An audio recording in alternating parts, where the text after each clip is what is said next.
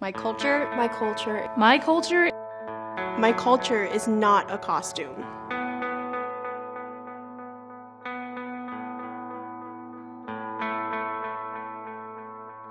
My name is Yasmin Yunus. I am a first-generation Iraqi-American Muslim. I'm also a student and an activist.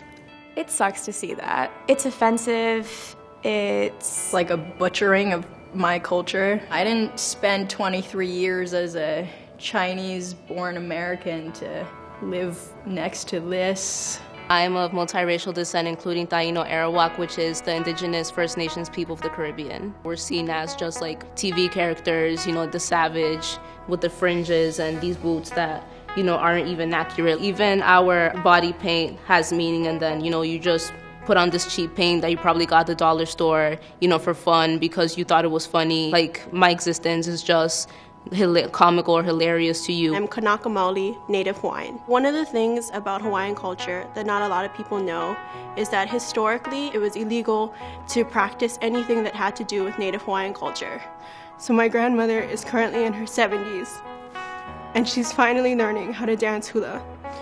And she's been creating her hula skirt and her lei for weeks now. And this is nothing what it looks like. This costume is extremely hurtful, not only for myself, but for the generations that had to go through this erasure.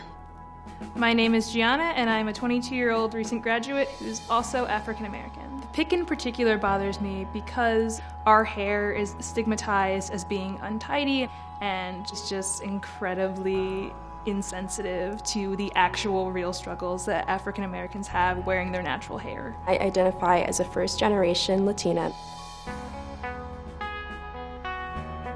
Obvious examples of Chola culture might be hoop earrings, drawn-on eyebrows, or heavy lip liner.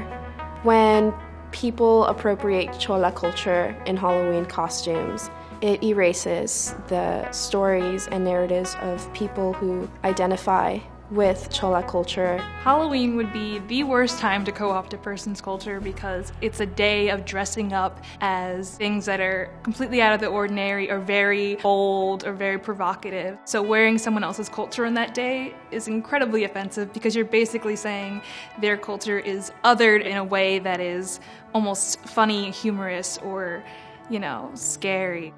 When you see this costume, what do you think? People tend to think terrorist, or they tend to think barbaric, or they tend to think uncultured or uncivilized, and they make fun of that. That kind of just goes with what the media has kind of done with my identity and my background and my religion. You get a jacket, has a dragon on the back. It's just that. They think that it's cool and nothing else. They don't find the significance of it. They see it as exotic. I feel like they're mocking me and mocking my family, my history, my attachment to these garments. Cultural appropriation is theft. Cultural appropriation is taking aspects of another person's culture and using them mainly completely out of context. Members of a dominant group borrow elements from a marginalized group while actively erasing the people of that culture and diminishing the meanings of what we practice.